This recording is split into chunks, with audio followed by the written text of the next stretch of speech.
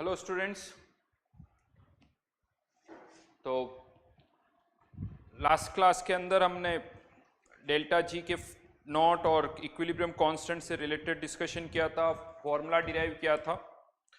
तो आज उसी से रिलेटेड शीट के अंदर जो होमवर्क आपको दे रखा है उससे रिलेटेड मैं कुछ डाउट्स यहाँ पर डिस्कस करूँगा।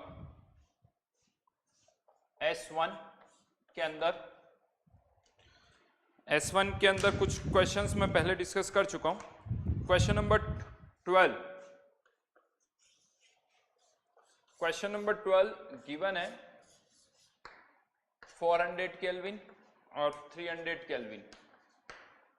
यहां पर एक इंफॉर्मेशन दी जा रही है कि 100 किलो जूल हीट ट्रांसफर हो रहा है, 100 किलो जूल हीट ट्रांसफर हो रहा है यहां से यहां, और किसी में कोई इंटरेक्शन नहीं हो रहा है, कहीं पर भी कोई इंटरेक्शन नहीं है, और इनको हमें लार्ज रिजर्वोयर की तरह ट्रीट करना है। लार्ज रिजर्वोयर मतलब जैसे हम सराउंडिंग्स को सोचते ना, उसी तरह से यहां पर भी इनको लार्ज हीट रिजर्वोयर की तरह सोचना है। यानी हीट तो जा रही है लेकिन इनका टेम्परेचर चेंज नहीं हो रहा है।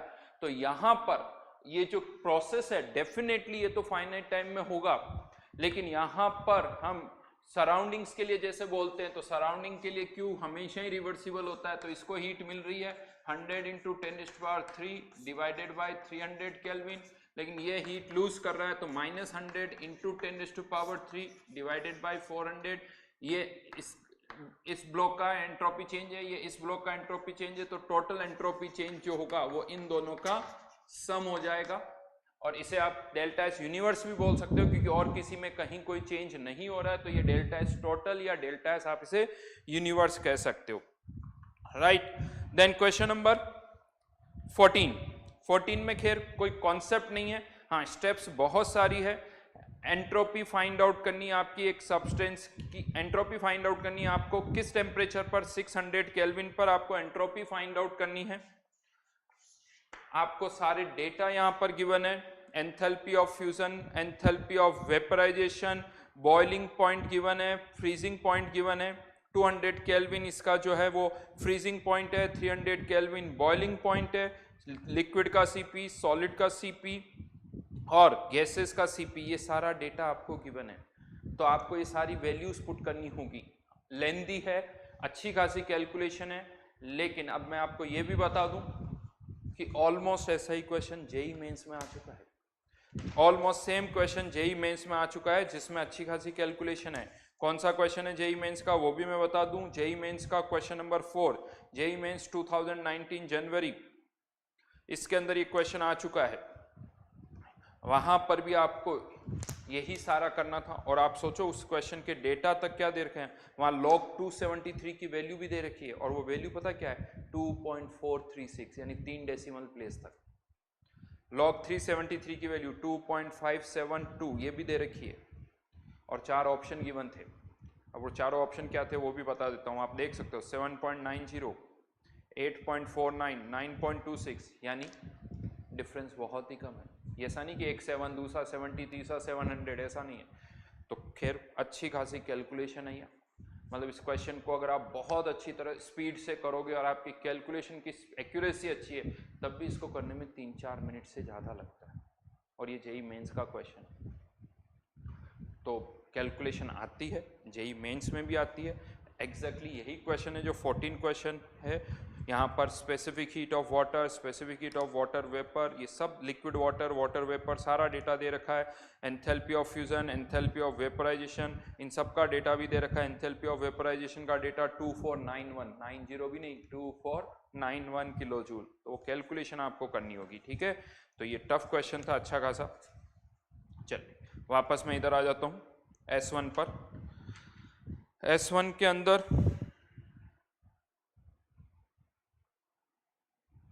17 के अंदर तो कुछ नहीं करना है, फिर भी मैं एक बार बता देता हूँ। यहाँ पर Cp जो है वो टेम्परेचर का फंक्शन है, तो delta H equals to formula जो होता है NCP/dt। यहाँ पर Cp टेम्परेचर का फंक्शन है, पहले Cp पुट करो और फिर इसे इंटीग्रेट कर दो। वॉल्यूम डबल हो रहा है तो टेम्परेचर भी डबल हो रहा होगा क्योंकि प्रेशर जो है वो कांस्टेंट है। तो 298 से जस्ट डबल टेम्परेचर यानी 596। इंटीग्रेट करना होगा, Cp का वैल्यू पुट कर दो, Cp 20 प्लस जो भी दे रखा है वो आपको पुट करके इसे इंटीग्रेट करना होगा। क्वेश्चन नंबर 19, क्वेश्चन नंबर 19 के अंदर मस्कुलर एक्टिविटी हो रही है, मस्कुलर वर्क हो रहा है, यानी इलेक्ट्रिकल सेंसेस ब्रेन तक जाते हैं, ब्रेन से वापस आते हैं, ये एक तरह का नॉन पीवी वर्क है। और आपको यही पूछा जा रहा है कि how much energy is available for this type of work, यानी किसकी बात हो रही है, डेल्टा जी की, या आप कह सकते हो नॉन पीवी वर्क की। तो आपको क्या निकालना है, नॉन पीवी वर्क आपको निकालना है यहाँ पर, यानी डेल्टा जी निकालना है। उसके लिए आपको डेल्टा एच दे रखा है और उसके लिए आपको डेल्टा एस भी दे रखा है। कुछ नहीं करो, डेल्टा एच और डेल्टा एस पुट कर दो, नॉन पी वर्क डन आप फाइंड आउट कर सकते हो। ठीक है, क्वेश्चन नंबर 21 भी मैं बता देता हूं। क्वेश्चन नंबर 21 के अंदर H2O लिक्विड 1 एटमॉस्फेयर 373 केल्विन पर है, इसे हम कन्वर्ट कर रहे हैं H2O गैस, लेकिन 1 एटमॉस्फेयर पर नहीं, 5 एटमॉस्फेयर 373 केल्विन पर। पहले 1 मोल के लिए सॉल्व कर लेते हैं, फिर 5 मोल्स के लिए उससे मल्टीप्लाई करना होगा। तो यहाँ पर ये 1 एटमॉस्फेयर है, ये 5 एटमॉस्फेयर है। क्या करो इसको, पहले इसको 1 एटमॉस्फेयर पर लेके जाओ, H2O लिक्विड से H2O गैस 1 एटमॉस्फेयर 373 केल्विन, और इसका डेल्टा जी क्या हो जाएगा, 0। ये डेल्टा जी अब आपको निकालना है, ये डेल्टा जी आपको फाइंड आउट करना है, NRT P2 अपॉन P1। ये 1 मोल के लिए N1 5 मोल्स है, तो N की वैल्यू क्या पुट कर दोगे, 5। ऐसे क्वेश्चन O1 में भी बहुत सारे हैं, जैसे ये 21 क्वेश्चन है, ऐसे S1 में है, तो ऐसे ही क्वेश्चन O1 में भी है। O1 में कौन सा क्वेश्चन है वो मैं बता दूं, क्वेश्चन नंबर 36 जो है वो इसी तरह से है, वहां पर 1 एटमॉस्फेयर की जगह 5 एटमॉस्फेयर की जगह कितना दे रखा है, 2 एटमॉस्फेयर। तो जो क्वेश्चन नंबर 36 है वो ऑलमोस्ट इसी तरह से है। ठीक है, question number 22, question number 22, 200 kelvin freezing point है, मेल्टिंग पॉइंट या फ्रीजिंग पॉइंट एक ही बात है। तो 200 केल्विन फ्रीजिंग पॉइंट है जिसका डेल्टा एच दे रखा है, तो डेल्टा एच भी निकाल सकते हो आप 200 केल्विन का 1 एटमॉस्फेयर। कैसे निकालोगे, क्योंकि ये मेल्टिंग पॉइंट का डेटा है, तो डेल्टा एच बाई टी वाला फॉर्मूला हम यहाँ पर यूज कर सकते हैं, उससे डेल्टा एस आ गया, और डेल्टा एस आ गया तो इससे आप डेल्टा जी निकाल सकते हो, delta H minus T delta S. लेकिन अगर आप मेल्टिंग पॉइंट पर डेल्टा जी निकालोगे तो ये डेल्टा जी फर्स्ट पार्ट का तो 0 ही आएगा, क्योंकि process is reversible. Delta S हम निकाल चुके हैं। अब उसके बाद कहा जा रहा है कि will the freezing be spontaneous, क्या 150 केल्विन पर फ्रीजिंग स्पॉन्टेनियस होगी। तो आप टेम्परेचर चेंज करेंगे तो डेल्टा एच और डेल्टा एस भी चेंज होते हैं, लेकिन ये निकालने के लिए हमारे पास डेल्टा सीपीआर का डेटा होना चाहिए, जो कि इस क्वेश्चन में नहीं दे रखा है। अगर डेल्टा सीपीआर का डेटा नहीं दे रखा है तो अप्रोप्रिएट एजम्पशंस ले लो, लिखा हुआ है यहाँ पर लास्ट में। जनरली अगर डेल्टा सीपीआर का डेटा नहीं गिवन होता है तो फिर उस केस में हम मान लेते हैं, मैं न्यूमेरिकल्स के लिए स्पेशली बोल रहा हूँ, ये टेम्परेचर के साथ वेरी नहीं कर रहे होंगे, तो डेल्टा एच और डेल्टा एस की वैल्यू तो चेंज नहीं होगी, लेकिन अगर ये टेम्परेचर चेंज होगा तो डेल्टा जी की वैल्यू चेंज हो जाएगी, डेल्टा जी की वैल्यू चेंज हो जाएगी। और बड़ा सिंपल सा है लॉजिक, आपको अगर चेक करना है तो यहां पर देखा जाए फ्रीजिंग हो रही है तो डेल्टा एस क्या होगा, नेगेटिव, नेगेटिव नेगेटिव क्या हो जाएगा, पॉजिटिव, पॉजिटिव। तो टेम्परेचर कम करने पर फिजिबिलिटी के चांसेस ज़्यादा होंगे, टेम्परेचर बढ़ाने पर फिजिबिलिटी के चांसेस कम होंगे। तो 150 पर स्पॉन्टेनियस नहीं होगा और 250 पर वो स्पॉन्टेनियस हो जाएगा। बात समझ में आई मेरी?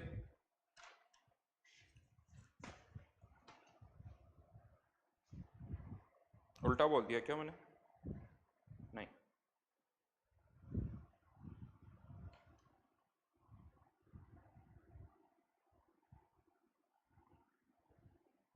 एक बार फ्रीजिंग हो रही है, फ्रीजिंग हो रही है तो सराउंडिंग को delta system negative negative negative positive, तो पॉजिटिव वैल्यू टेम्परेचर कम करने पर, हाँ तो टेम्परेचर कम करने पर वो स्पॉन्टेनियस होगा, टेम्परेचर कम करने पर स्पॉन्टेनियस, तो 150 केल्विन, क्योंकि ये वैल्यू पॉजिटिव हो गई, ये वैल्यू पॉजिटिव है, तो टेम्परेचर कम होने पर पॉजिटिव वैल्यू कम है तो फिजिबिलिटी के चांसेस ज़्यादा होंगे, क्योंकि हमें डेल्टा जी क्या चाहिए, नेगेटिव, तो 150 पर स्पॉन्टेनियस, अदरवाइज आप कैलकुलेट करके भी देख सकते हो। क्वेश्चन नंबर 23, क्वेश्चन नंबर 23, ये सारे question delta G equals to delta G nought plus R T L N, delta G nought plus R T L N Q, या फिर delta G nought equals to minus R T L N K पर है।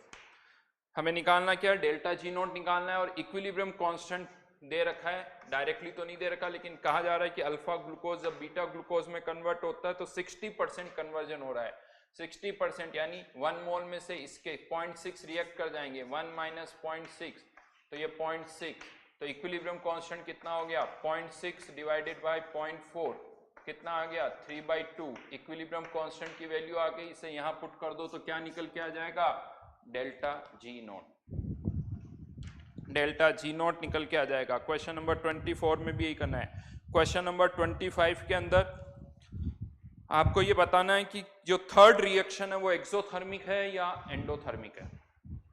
Chemical equilibrium को recall करिए, एक endothermic reaction का temperature बढ़ाने पर इक्विलिब्रियम कांस्टेंट बढ़ता है, और एक एक्सोथर्मिक रिएक्शन का टेम्परेचर बढ़ाने पर इक्विलिब्रियम कांस्टेंट कम होता है, right.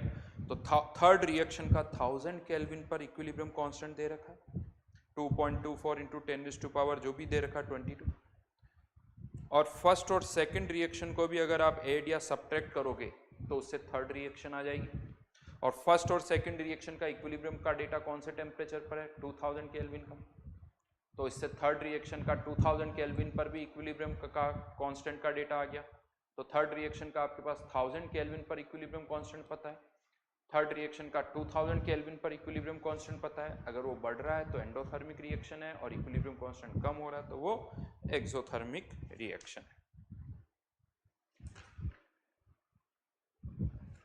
Question number 26, ln k equals to -1.04 minus, I think इसमें करेक्शन, ये 1080/t है, ये यहाँ पर इस k का मतलब ये है, यहाँ पर या यूँ कह दो कि यहाँ पर ये जो टेम्परेचर आपको पुट करना है वो किस स्केल में करना है, केल्विन स्केल में, ताकि ये केल्विन से केल्विन कैंसिल आउट हो जाए। कुछ नहीं करना, आपको इसको कंपेयर करना है, किससे कंपेयर करोगे, delta S nought upon R minus delta H nought upon R 1/t से, तो delta S nought upon R की वैल्यू कितनी आ गई, -1.04, और delta H nought upon R की वैल्यू कितनी आ गई, 108।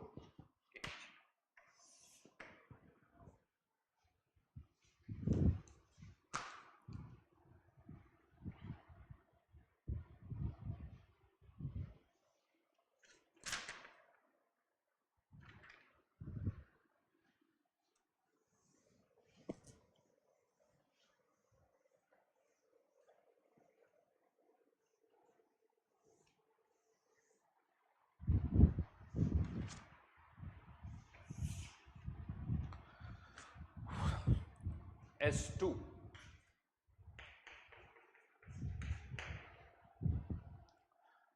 क्वेश्चन नंबर 300 केल्विन पर और 309 केल्विन पर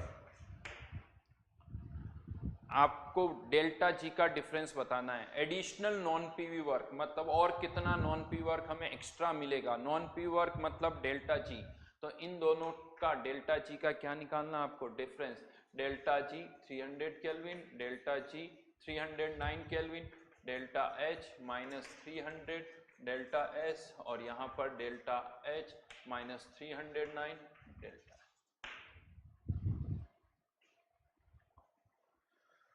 ये डिफरेंस आपको निकालना है। डेल्टा एच का डेटा दे रखा है, और डेल्टा CPR 0, इसीलिए मैंने मान लिया कि ये टेम्परेचर के साथ वेरी नहीं कर रहे हैं। अब मेरे हिसाब से ज़्यादा कुछ सॉल्व करने की जरूरत नहीं है, या तो आपको ये डेल्टा एस नहीं पता है तो निकालने की भी जरूरत नहीं है। इस 300 को इधर, इसको 300 से डिवाइड कर दो, इसको 309 से डिवाइड कर दो, और फिर दोनों का क्या ले लो, डिफरेंस। डेल्टा एच दे रखा है, यहाँ से डेल्टा जी की वैल्यू निकल के आ जाएगी। कैलकुलेशन है और कुछ भी नहीं है। या चाहो तो एक काम कर सकते हो, पहले डेल्टा जी पुट कर दो, डेल्टा एच पुट कर दो, यहाँ से डेल्टा एस निकाल लो, अगर ये आसान लग रहा तो। ये दोनों डेटा दे रखे हैं, ये निकाल लो, और फिर इस डेटा को यहाँ पुट कर दो, ये वापस यहाँ पुट कर दो, उससे डेल्टा जी निकल जाएगा। बाकी क्वेश्चंस मुझे नहीं लगता कि इसमें कुछ और अलग आसानी है। जो होमवर्क दिया है था उसके अकॉर्डिंग बात कर रहा हूँ।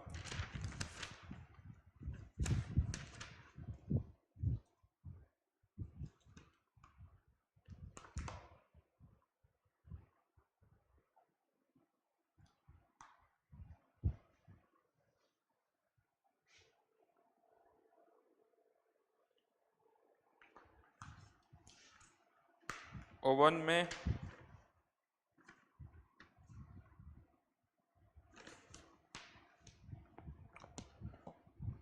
Question number 10,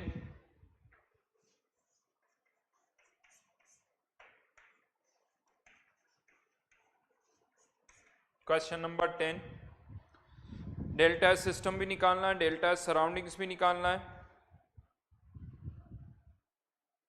without change in temperature तो प्रोसेस इज आइसोथर्मल। आइसोथर्मल का क्वेश्चन है।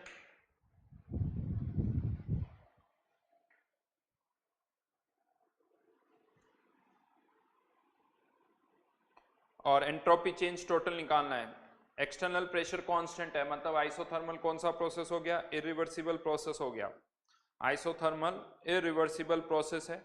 सिस्टम का तो वही फॉर्मूला, डेल्टा एस सिस्टम एक बार कर चुके हैं ऐसे बहुत सारे क्वेश्चन, लेकिन फिर भी आइसोथर्मल है।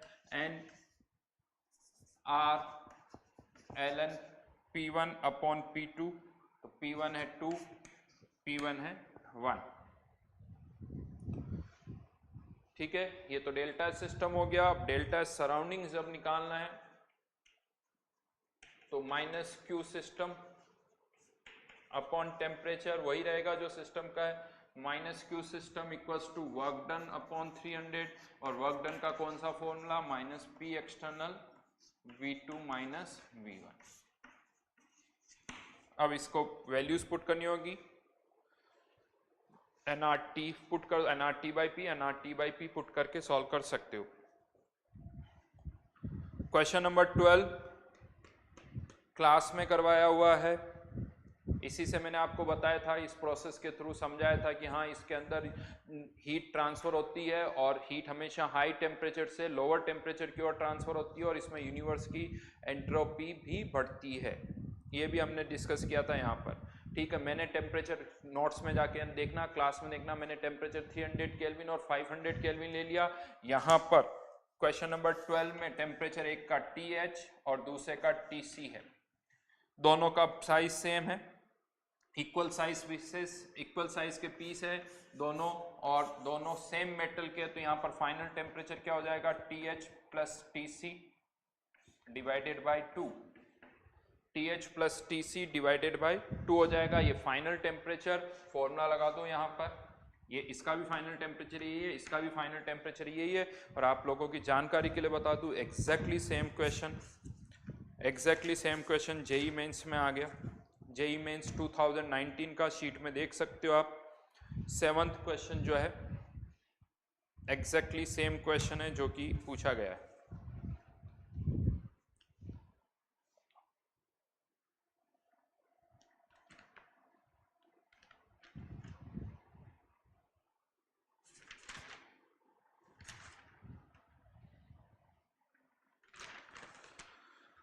क्वेश्चन नंबर 29, ये वो क्वेश्चंस मैं बता रहा हूं जो मुझे लगता है कि हाँ, जिनमें एक एक बार मुझे एक्सप्लेन करना चाहिए। दो अगेन आसान है, इन सबके क्वेश्चंस हम पहले भी कर चुके हैं। क्वेश्चन नंबर 29 आई थिंक कुछ delta G versus delta H minus T delta S, अगर डेल्टा जी वर्सेस टी का कर्व प्लॉट करेंगे यहाँ शायद मिस प्रिंट हो रही है, मुझे लग रहा है डेल का साइन नहीं दिख रहा है शीट में, तो डेल्टा जी और टेम्परेचर का कर्व प्लॉट कर रहे हो और कर्व अगर इस तरह से आ रहा है यानी स्लोप नेगेटिव है, इसका मतलब क्या हुआ, डेल्टा एस की वैल्यू पॉजिटिव। इंटरसेप्ट भी आप नोट कर सकते हो, इंटरसेप्ट भी 0 के ऊपर है तो इंटरसेप्ट भी पॉजिटिव है, तो डेल्टा एच भी पॉजिटिव और डेल्टा एस भी पॉजिटिव दिख रहा है। इंटरसेप्ट से डेल्टा एच और स्लोप से डेल्टा एस पर हम कमेंट कर सकते हैं। तो आई थिंक एक सिंपल सा ही क्वेश्चन है।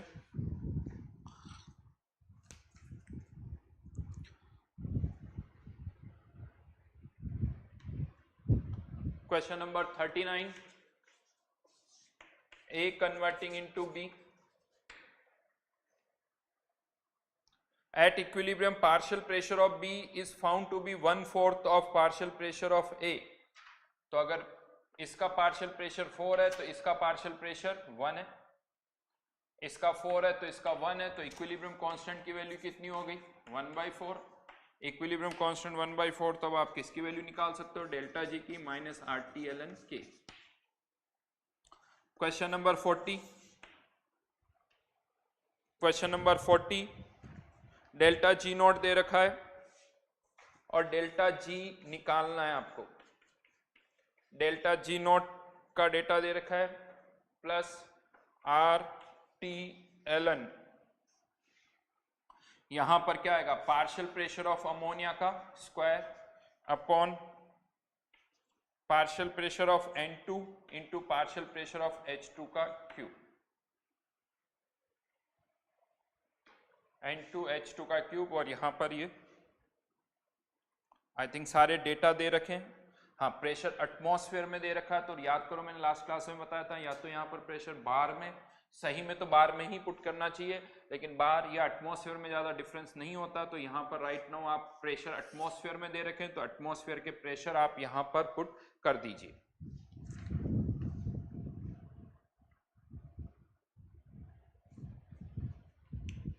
Question number 42, H2O solid, H2O liquid 2 atmosphere 273.1 kelvin पर। देखिए सॉलिड से लिक्विड जा रहा है, एंट्रोपी चेंज की बात करें सिस्टम की तो वो पॉजिटिव होगी, सॉलिड से लिक्विड जा रहा है तो एंथैल्पी चेंज भी पॉजिटिव होगी क्योंकि हीट भी देनी पड़ेगी। बात आती है डेल्टा जी की, डेल्टा जी कैसे डिसाइड होगा, क्योंकि डेटा तो दे ही नहीं रखा है, तो हम delta H minus T delta H का फॉर्मूला कैसे लगाएं, तो बिना डेटा के अब कैसे करना है, तो लॉजिक यहां पर यह है, जब 1 एटमॉस्फेयर 273.15 केल्विन होता है, 1 एटमॉस्फेयर 273.15, ये इसका मेल्टिंग पॉइंट होता है जब सॉलिड और लिक्विड दोनों इक्विलिब्रियम में होंगे। अब आपने यहां पर प्रेशर बढ़ा दिया, प्रेशर बढ़ा दिया, केमिकल इक्विलिब्रियम में हम ये एग्जांपल ले चुके हैं।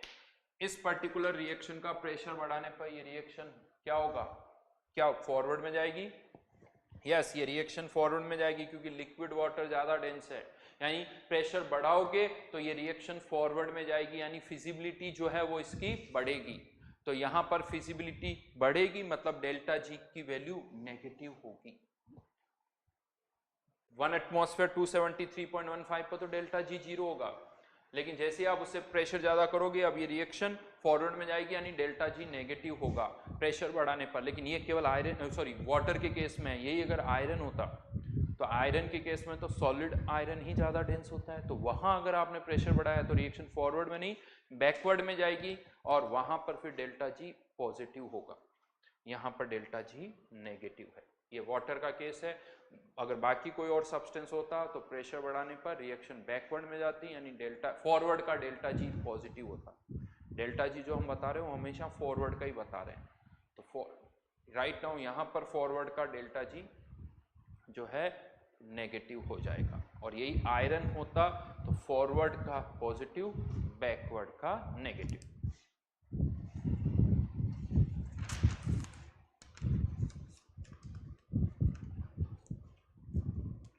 क्वेश्चन नंबर 47,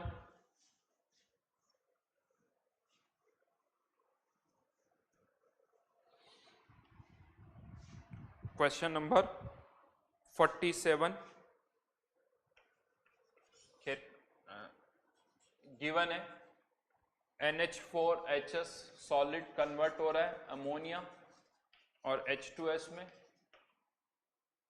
इसका टोटल प्रेशर x बार है, तो प्रेशर तो इन दोनों का इक्वल होगा क्योंकि इसका 1 मोल तो इसका भी 1 मोल, तो इसका x/2 तो इसका भी x/2 एट इक्विलिब्रियम कहा जा रहा है, यानी Kp की वैल्यू क्या हो गई x/2 का square which is x²/4। Delta G not का फॉर्मूला लगा दो, आंसर आ जाएगा।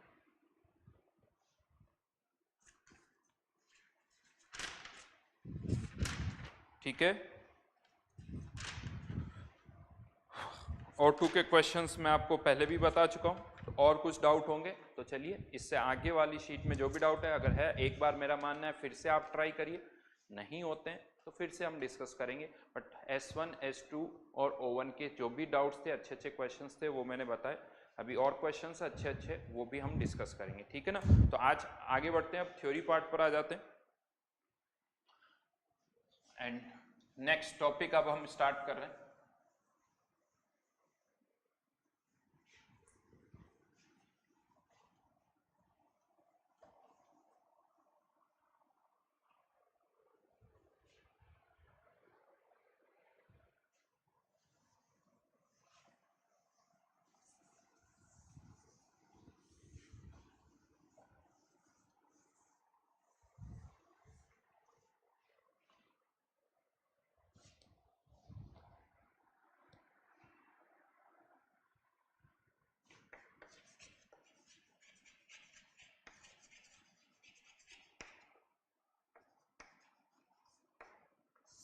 थर्मोकेमिस्ट्री, वैसे तो एनसीईआरटी के हिसाब से अगर हम देखें तो ये भी थर्मोडायनेमिक्स का ही पार्ट है, सेम चैप्टर है, एक ही चैप्टर है थर्मोडायनेमिक्स एंड थर्मोकेमिस्ट्री, लेकिन हम उसको अलग अलग कर रहे हैं। बेसिकली जो थर्मोकेमिस्ट्री टॉपिक है उसका पर्पस जो है वो बहुत ही कह सकते हो सिंपल सा छोटा सा पर्पस है। पहले पर्पस क्या वो मैं आपको बताता हूँ। लेट्स से कोई केमिकल रिएक्शन है जिसका आपको डेल्टा एच फाइंड आउट करना है। कोई भी केमिकल रिएक्शन है जिसका आपको डेल्टा एच फाइंड आउट करना है। Let's say CO plus half O2 converting into CO2। अब क्या ऑप्शन आपके पास?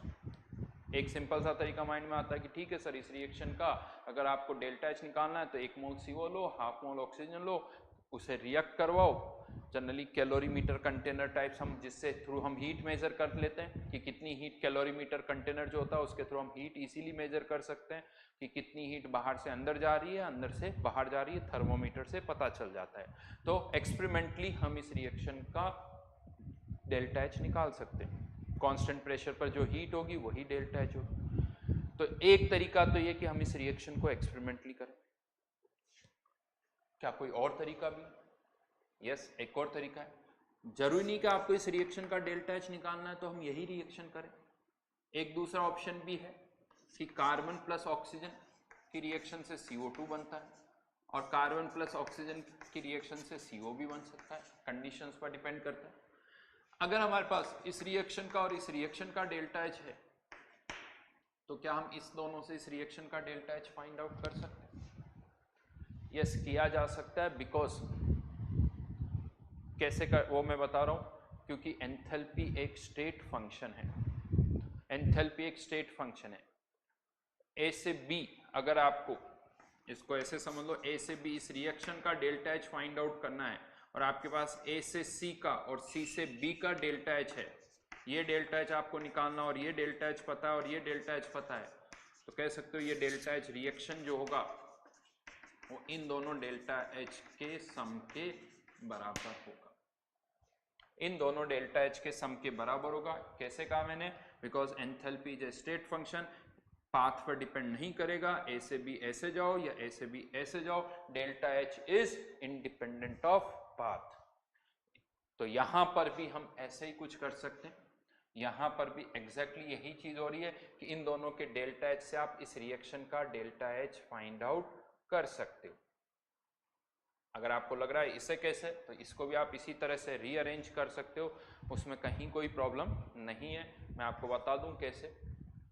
CO प्लस हाफ O2, यहाँ पर carbon plus half O2 plus half O2, इसको कंबाइन कर लिया मैंने, और यहां पर CO2, ऐसा इमेजिन करो, यहां से आप यहाँ जा रहे हो तो ये CO का, यहां से CO बन रही है, और इस टोटल से अगर आप सोचोगे तो इससे CO2 बन रही है। तो ये डेल्टा H1 डेल्टा H2 यहां पर भी इसी तरह से हम रिलेट कर सकते हैं। तो कॉन्सेप्ट यही है कि हाँ, किसी दो रिएक्शन, किसी रिएक्शन का अगर डेल्टा H पता है, जैसे इस रिएक्शन का डेल्टा H पता है, तो इन्हें ऐड या सब्ट्रैक्ट करके हम इस रिएक्शन का डेल्टा H भी फाइंड आउट कर सकते हैं। तो लिखिए यहां पर 2 लाइंस लिखिए,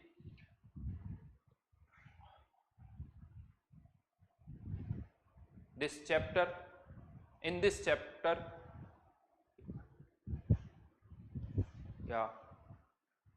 this chapter mainly deals with calculation of delta H of a reaction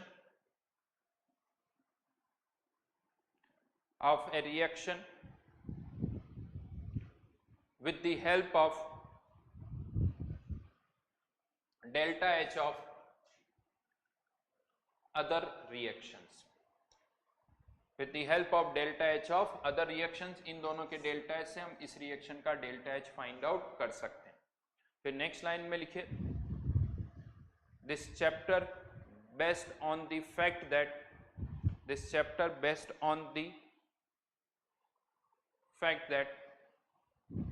enthalpy is a state function।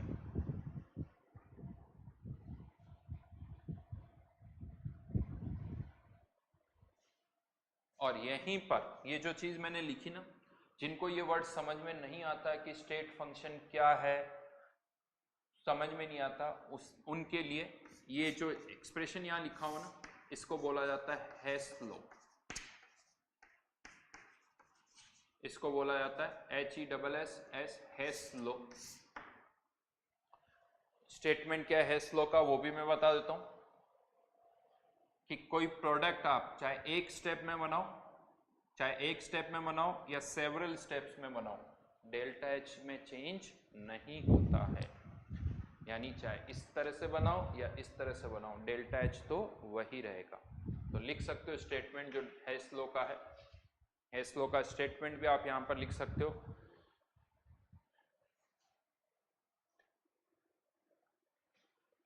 लिखिए,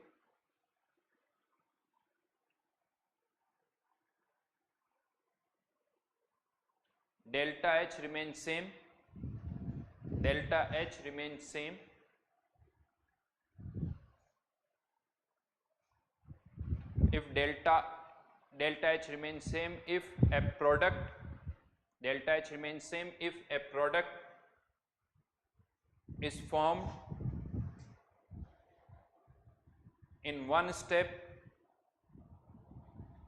or several steps from the same reactant।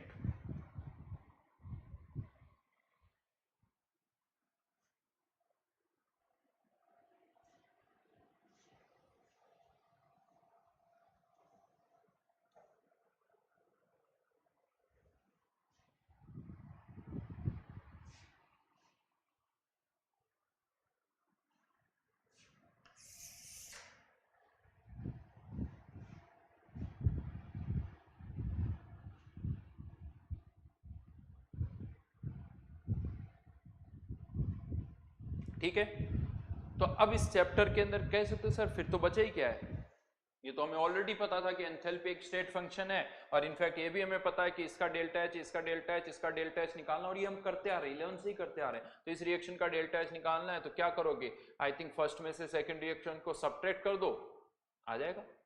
First में से सेकंड रिएक्शन को सब्ट्रैक्ट कर दो, आ जाएगा। बॉर्न एबर्ट साइकिल में भी हमने इस तरह से किया हुआ है, यही कॉन्सेप्ट लगा हुआ है।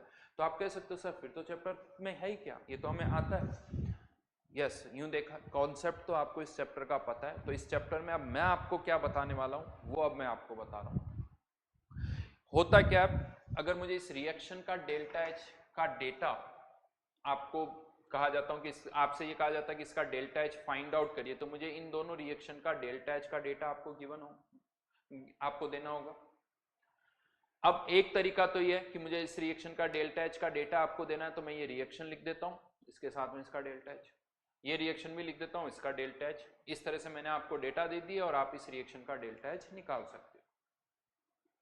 लेकिन ये जो डेटा मैंने आपको दिया है C+O2 converting into CO2, reaction लिखी, फिर उसके साथ में मैंने आपको डेल्टा एच का डेटा दिया है। अब बहुत बार ऐसा होता है कि एक क्वेश्चन के अंदर बहुत सारी रिएक्शंस इन्वॉल्व होती है, 8 to 10 रिएक्शंस या इससे भी ज़्यादा इन्वॉल्व होती है, तो सभी रिएक्शंस को लिखना, उनके साथ में उसके डेल्टा एच को भी लिखना, तो ये जो इन्फॉर्मेशन ट्रांसफर करने का जो तरीका है ना, ये बहुत बल्कि है। हम इसको थोड़ा कंसाइज करना चाहते हैं, कॉम्पैक्ट करना चाहते हैं। तो उसका एक तरीका क्या है, रादर देन हम ये रिएक्शन लिखें, इसके बजाय हम इसे ऐसे कह सकते हैं कि ऑक्सीजन के साथ जो रिएक्शन होती है उसे हम क्या बोलते हैं, कंबशन। तो यहां पर अभी मैं इस रिएक्शन की बात नहीं कर रहा हूं, इस रिएक्शन के डेल्टा एच को मैं कैसे दे सकता हूं कि delta H combustion of carbon, ऐसे कुछ लिख दिया, delta H combustion of carbon. अब मैंने ये रिएक्शन नहीं लिखी, लेकिन हम सबको पता है कि कार्बन की जब ऑक्सीजन के साथ रिएक्शन होती, कंबशन मतलब रिएक्शन विद ऑक्सीजन, तो जो भी एंथैल्पी में चेंज होगा, लेट से मैंने दे दिया -50 किलो जूल पर मोल। अब अगर मैं ये डेटा आपको देता हूं तो मुझे ये रिएक्शन लिखने की जरूरत नहीं है, क्योंकि हम सबको पता है कंबशन मतलब रिएक्शन विद ऑक्सीजन, तो यहाँ कार्बन की किसके साथ रिएक्शन हो रही है, ऑक्सीजन के साथ। तो आप खुद ये रिएक्शन लिख सकते हो, आप खुद रिएक्शन लिख सकते हो, यानी रिएक्शन लिखने की जरूरत नहीं है, मुझे रिएक्शन लिखने की जरूरत नहीं है। लेकिन अब प्रॉब्लम ये कि चलो ये कंबशन वर्ड तो आपको और मुझे पता था, तो मैंने लिख भी दिया और आपने समझ भी लिया, तो क्या केवल एक ही ऐसा वर्ड है, बाकी केसेस में क्या होगा। तो अब आप यहां पर कह सकते हो ऐसी बहुत सारी टर्म्स हम डिफाइन करते हैं, यानी यहां पर अब हम डेल्टा एच को अलग अलग नाम देंगे डिपेंडिंग अपॉन दी रिएक्शन। जैसे कंबशन की रिएक्शन है तो डेल्टा एच कंबशन, न्यूट्रलाइजेशन की रिएक्शन है तो डेल्टा एच न्यूट्रलाइजेशन, ऐसे बहुत सारे डेल्टा एच हैं जो मैं आपको बताने वाला हूं कि कौन कौन से डेल्टा एच हम यहाँ पर डिफाइन करते हैं और उनका यूज क्या है, उनको यूज कैसे करना, उनका एप्लीकेशन क्या है, वो मैं आपको यहाँ पर बताने वाला हूँ। राइट, तो इनमें बहुत सारे पॉइंट्स हैं, अभी इनके अंदर बहुत सारे पॉइंट्स आएंगे जो आपको पता होने चाहिए। तो अब हेडिंग डालिए यहां पर, various types of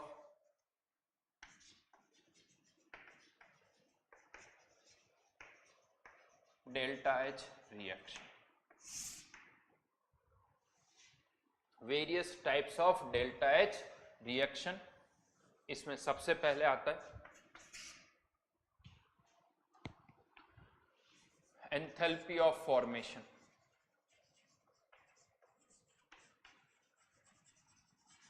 enthalpy of formation जिसे डेल्टा एच एफ या इसे डेल एफ ऐसे भी लिख दिया जाता है, डेल्टा एच एफ। जैसे सबस्क्रिप्ट में आर होता तो हम रिएक्शन बोलते हैं, ये भी रिएक्शन ही है, बट फॉर्मेशन वर्ड आ गया तो यहां पर एफ लिख दिया। क्या मीनिंग है इसका, पहले इसकी डेफिनेशन लिखते हैं फिर आगे बढ़ेंगे। तो इसकी डेफिनेशन लिखिए पहले, it is the enthalpy change, it is the enthalpy change when 1 mole of a substance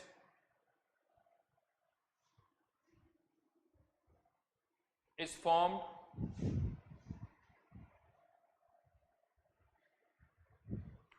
from its constituent elements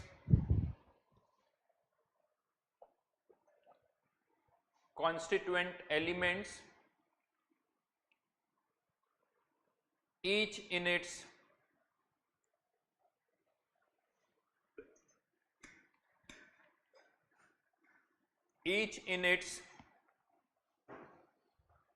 standard state oblique reference state।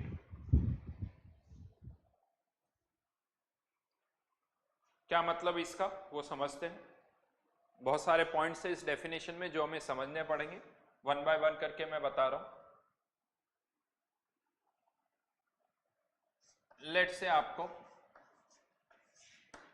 H2O का enthalpy of formation find out करना है। H2O का enthalpy of formation find out करना है तो हमें 1 मोल H2O बनाना होगा, 1 मोल H2O बनाना होगा, लेकिन किससे?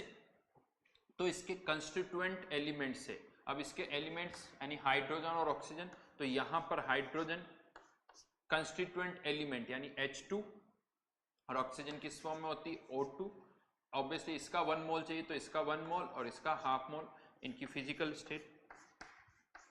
अच्छा, यहां पर अगर डिपेंडिंग अपॉन लिक्विड बन रहा है तो इसे आप क्या कहोगे?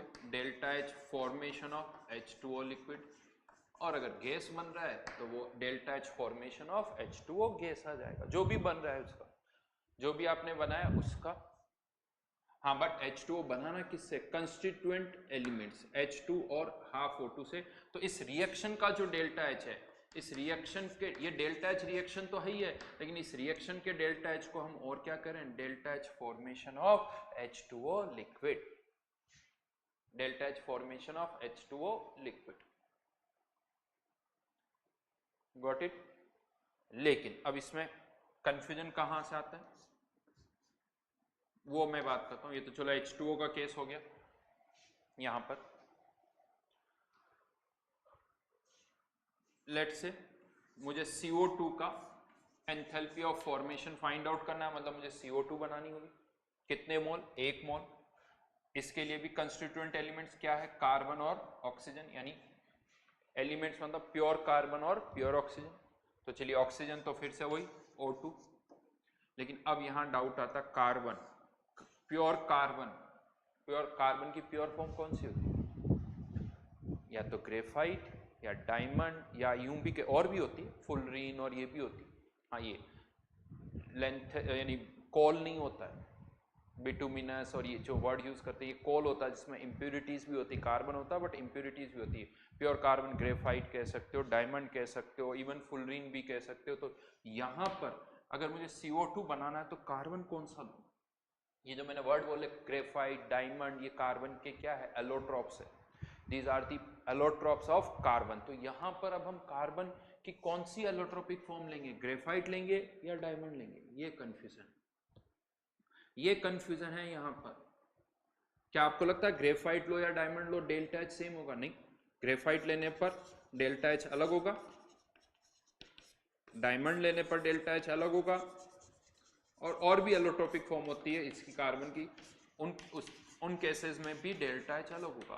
तो क्वेश्चन आता है किस डेल्टा H को हम इसको डेल्टा H फॉर्मेशन कहें या इस रिएक्शन के डेल्टा H को डेल्टा H फॉर्मेशन कहें? किसको कहें? या मान लो मैंने आपको delta H formation of CO2 का डेटा दिया और मैं आपसे अब कहता हूं कि चलो इसकी रिएक्शन लिखो। अब मैं आपसे कहूंगा इसकी रिएक्शन लिखो, और तो आप कंफ्यूज्ड हो किस कौन सी रिएक्शन लिखे, ग्रेफाइट की या डायमंड की? कौन सी रिएक्शन लिखे आपको नहीं पता। या आप ये कहोगे कि सर आप ये बताओ कि आपने ये जो CO2 फॉर्म किया है वो ग्रेफाइट से किया है या डायमंड से किया? तो या तो एक तरीका ये है कि मैं delta H formation of CO2 का जब भी आपको डेटा दूं साथ में ये मेंशन करूं कि it is when graphite is used या it is when diamond is used, ये मेंशन करना होगा।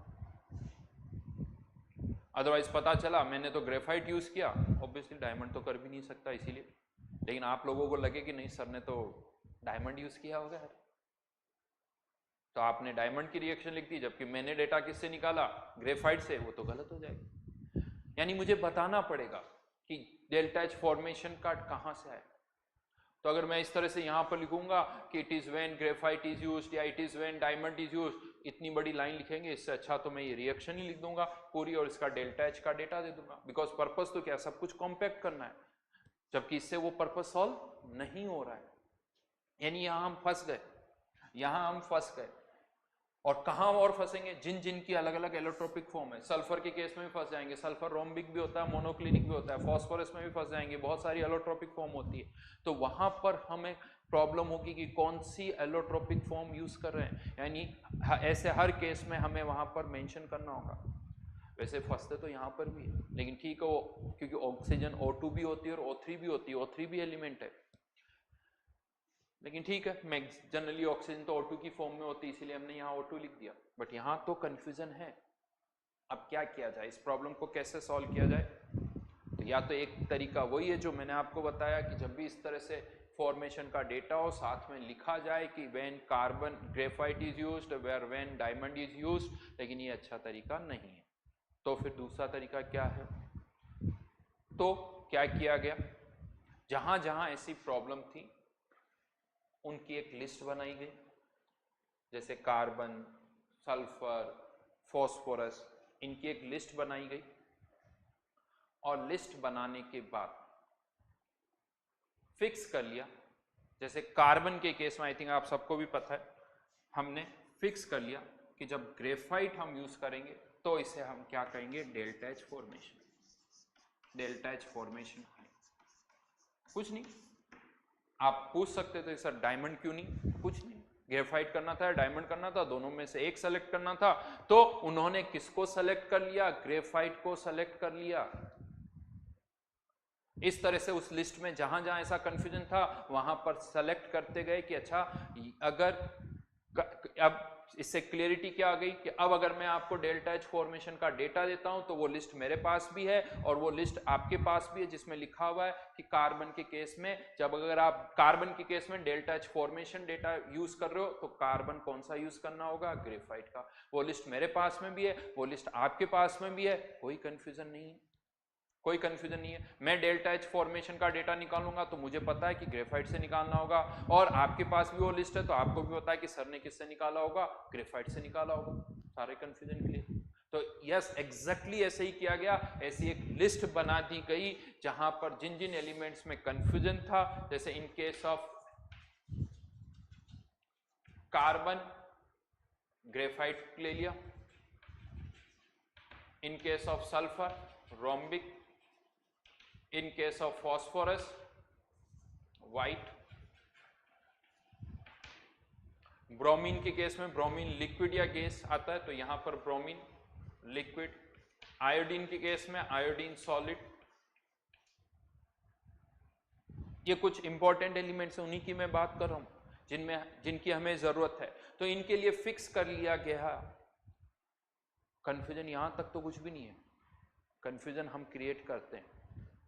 हम कंफ्यूजन क्या क्रिएट करते हैं, दिमाग लगाते हैं, सर ग्रेफाइट क्यों, डायमंड क्यों नहीं, रोम्बिक क्यों, मोनोक्लिनिक क्यों नहीं, व्हाइट क्यों, ब्लैक क्यों नहीं।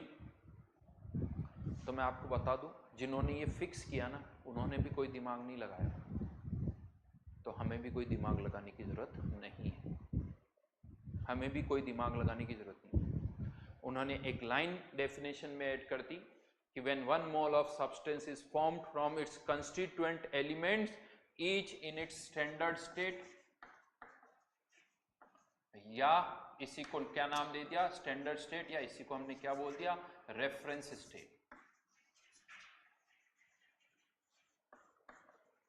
स्टैंडर्ड स्टेट शायद दिख, स्टैंडर्ड स्टेट और रेफरेंस स्टेट, यानी कार्बन के केस में ग्रेफाइट को स्टैंडर्ड स्टेट बोल दिया, सल्फर के केस में रोम्बिक को, फॉस्फोरस के केस में white phosphorus.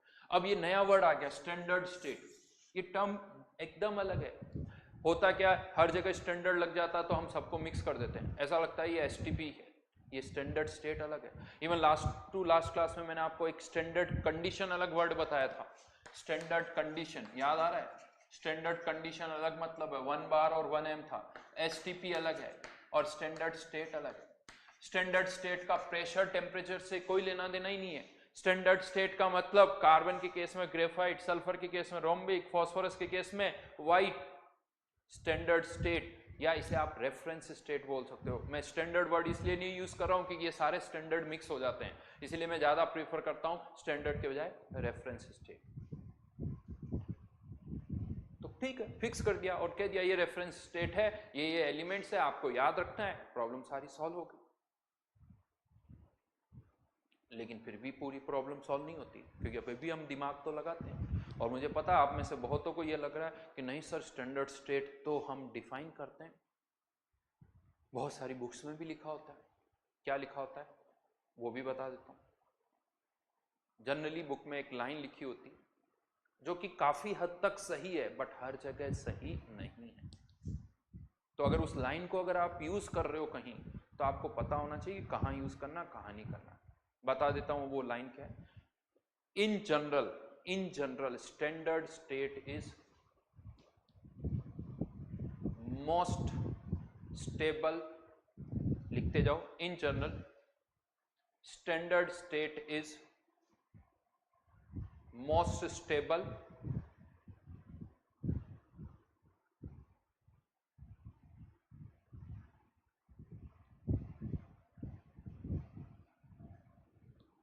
Form of the element. But याद रखना मैंने इन जनरल लिखवाया हुआ है, most stable form of the element. जैसे मैं आपको बता दूं, मोस्ट स्टेबल वर्ड, अच्छा यहाँ स्टेबल वर्ड से मतलब जिसकी एनर्जी कम होती है, जिसकी मोस्ट स्टेबल का मतलब जिसकी एनर्जी कम है। ये स्टेबल वर्ड भी फिर बहुत खतरनाक वर्ड है, बहुत कंफ्यूज करता है। स्टेबल मतलब जिसकी एनर्जी कम हो। बहुतों को लगता है जो स्टेबल है उसकी रिएक्टिविटी कम होगी, ऐसा नहीं। स्टेबिलिटी का रिएक्टिविटी से नहीं है कनेक्शन। स्टेबल मतलब जिसकी एनर्जी कम। ये वर्ड हम उसी तरह से यूज करते हैं, स्टेबल मतलब जिसकी एनर्जी कम। ऑर्गेनिक में आप ये वर्ड बहुत ज्यादा यूज करते हो, वहां एनर्जी से ही होता है। तो यहां पर यस, ग्रेफाइट की एनर्जी डायमंड से कम होती है। ग्रेफाइट से जब डायमंड बनता है तो एनर्जी देनी पड़ती है, और डायमंड से ग्रेफाइट बनता है तो एनर्जी निकलती है, ग्रेफाइट की एनर्जी कम होती है। तो ग्रेफाइट के केस में तो ये लॉजिक सही बैठता है कि मोस्ट स्टेबल फॉर्म यानी ग्रेफाइट, आंसर सही आ रहा है। लेकिन यही लॉजिक फेल हो जाता है फॉस्फोरस के केस में। व्हाइट और ब्लैक, सबसे ज्यादा स्टेबल ब्लैक होता है, लेकिन हमने क्या माना है, व्हाइट माना। तो यहां पर वो लॉजिक नहीं लग रहा है। तो अगर आप ये लाइन कहीं यूज कर रहे हो, most stable form of the element, तो आपको ये पता होना चाहिए कि हर जगह ये लाइन हम यूज नहीं कर सकते। यानी कुल मिला के आपको स्टैंडर्ड स्टेट क्या है वो याद रखना है। स्टैंडर्ड स्टेट यानी रेफरेंस स्टेट, ग्रेफाइट, रोम्बिक, ये जनरल। और ज़्यादातर अगर आप मेटल्स की बात करो, जैसे आयरन के केस में, तो आयरन के भी बहुत सारी फॉर्म होती है, बट हमें इतना ज़्यादा डिटेल में नहीं जाना। आयरन है तो ठीक है, सॉलिड फॉर्म को हम कंसिडर करते हैं, ठीक है ना। तो मेनली ये जो मैंने लिखा है कार्बन, अच्छा चाहो तो मरकरी जरूर लिख सकते हो। मरकरी, मरकरी किस स्टेट में होना चाहिए, लिक्विड स्टेट। अगेन ऑक्सीजन के लिए लिखने की जरूरत नहीं कि सर O2 और O3 में से अंडरस्टूड है, वो इतना ऑब्वियस है कि सबको लगता है O2 ही होगा। तो जनरल ये केसेस आते हैं जिनमें आपको पता होना चाहिए। तो इसे हम कह रहे हैं रेफरेंस स्टेट या स्टैंडर्ड स्टेट। तो यहां पर अब मैं कह सकता हूं इस पर्टिकुलर रिएक्शन के डेल्टा एच को तो हम कहेंगे डेल्टा एच फॉर्मेशन, लेकिन इसके डेल्टा एच को डेल्टा एच फॉर्मेशन नहीं कहेंगे। ये डेल्टा एच रिएक्शन है, लेकिन आप इसे delta H formation of CO2 नहीं कह सकते हो। Delta H formation of CO2 तो तभी कहेंगे जब आप उसे किससे फॉर्म कर रहे हो, ग्रेफाइट से फॉर्म कर रहे हो, जब आप उसे ग्रेफाइट से फॉर्म कर रहे हो। समझ में आई मेरी बात, ठीक है। हाँ, यहां पर नॉट के साइन भी यूज हो जाते हैं। तो नॉट का साइन का इंपॉर्टेंस मैं आपको पहले ही बता चुका हूं। अगर नॉट का साइन यूज हो रहा तो इसे हम बोलते हैं स्टैंडर्ड एंथैल्पी ऑफ रिएक्शन। और इस स्टैंडर्ड का मतलब है जो भी गैसेज इन्वॉल्व है उसका प्रेशर 1 बार, और जो भी आयंस है या सॉल्यूट है तो उसकी कंसंट्रेशन 1 बार 1 m होनी चाहिए। इसका टेम्परेचर से कोई कनेक्शन नहीं है, टेम्परेचर से कोई कनेक्शन नहीं है। वो कुछ भी हो सकता है, डेल्टा एच नॉट 300 केल्विन भी हो सकता है, 400 केल्विन भी हो सकता है, 500 केल्विन भी हो सकता है। हाँ, ज़्यादातर वो 298 पर होता है ज़्यादातर, लेकिन फिक्स नहीं है। बट क्या फिक्स है, प्रेशर फिक्स है कि नॉट है तो मतलब जो भी केसेस इन्वॉल्व है उनका प्रेशर कितना होना चाहिए, 1 बार। इसे हम क्या बोलेंगे, स्टैंडर्ड एंथैल्पी ऑफ फॉर्मेशन। तो पहली चीज तो अब यहां पर फॉर्मेशन की रिएक्शन, इस पर क्वेश्चन आते हैं कि बताओ क्या इस रिएक्शन के डेल्टा एच को हम डेल्टा एच फॉर्मेशन कह सकते हैं या नहीं कह सकते। जैसे इसी का एक एग्जांपल लेता हूं, N2 + 3H2 converting into twice NH3, ammonia बना रहे हैं, किससे, कंस्टिट्यूएंट एलिमेंट से बना रहे हैं। तो क्या मैं इसको वापस से लिख देता हूं यहां पर, N2 + 3H2 converting into twice NH3। क्या इस रिएक्शन के डेल्टा H को मैं delta H formation of ammonia कह सकता हूं? नहीं कह सकता। एरर यहां नहीं, सॉरी एरर यहां नहीं है, यहां कितने मोल बन रहे हैं? 2 मोल। हाँ, इस रिएक्शन के डेल्टा H को आप क्या कह सकते हो?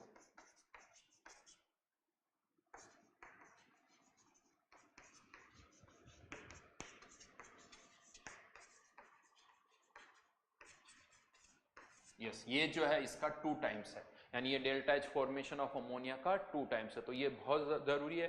फॉर्मेशन की रिएक्शन में एक तो प्रोडक्ट एक ही होगा, उसका स्टोइकियोमेट्रिक कोफिशिएंट भी 1 होना चाहिए, स्टोइकियोमेट्रिक कोफिशिएंट भी 1 होना चाहिए। बैलेंसिंग जो भी करनी वो यहाँ से आप कर सकते हो, इसका कोफिशिएंट जो है वो 1 होना चाहिए। चलिए, एक दो रिएक्शंस आपको लिखनी है। Delta H formation of Al2O3, इसकी रिएक्शन लिखो।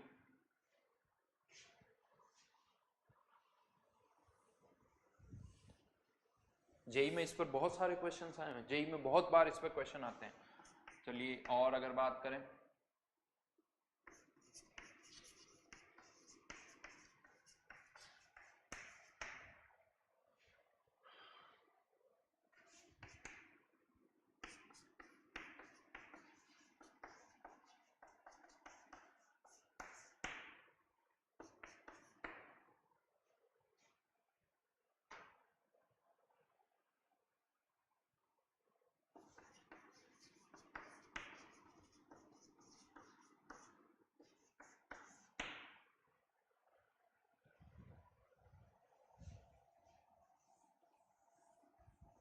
इन सब की रिएक्शन लिखनी है फॉर्मेशन की, मतलब जिस रिएक्शन के डेल्टा H को हम क्या कह सकते हैं? Delta H formation.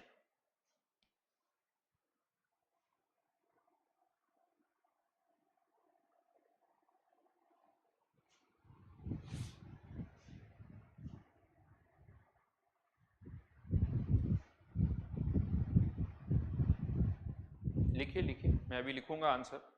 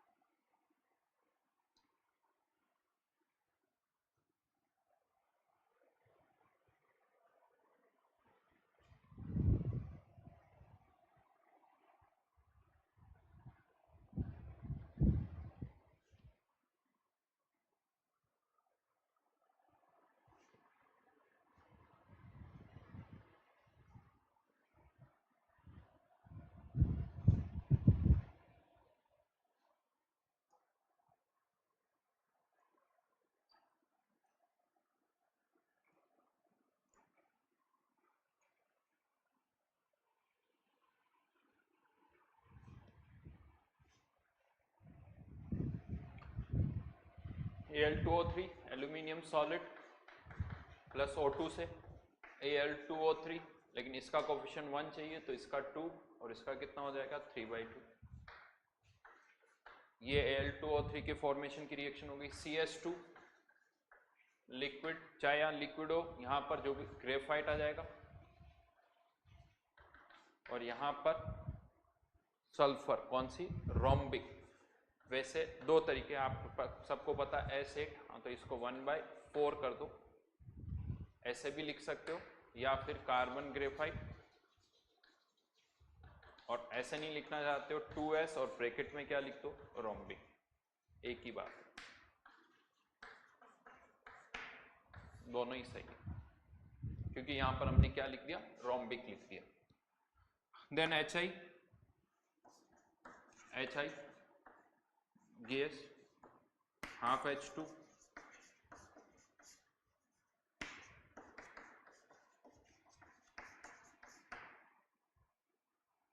S3PO4,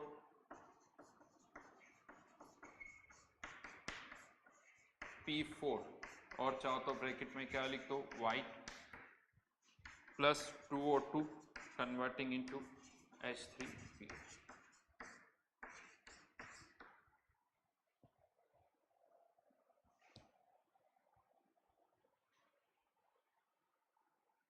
अच्छा, एक चीज मैं और बता दूं आपको, आप कोई ऐसी रिएक्शन है HI बन रहा है या नहीं बनेगा, H3PO4 बनेगा या नहीं बनेगा, ऑन पेपर आप उसका डेल्टा H का डेटा तो निकाल ही सकते हो। तो ये एक चीज कोई जरूरी नहीं कि ये डेटा मैंने लिखा हुआ है तो प्रैक्टिकली ये बने या ना बने, आप डेल्टा H का डेटा तो उसका निकाल ही सकते हो, राइट। क्योंकि दो कोई और रिएक्शन A से B, B से C, तो मैं A से C का भी डेल्टा H का डेटा तो निकाल ही सकता हूँ। 10 रिएक्शन है, उसको आप ऐड या सब्ट्रैक्ट करके लाखों रिएक्शंस नहीं बना सकते हो जिनका डेल्टा H का डेटा आप फाइंड आउट कर सकते हो।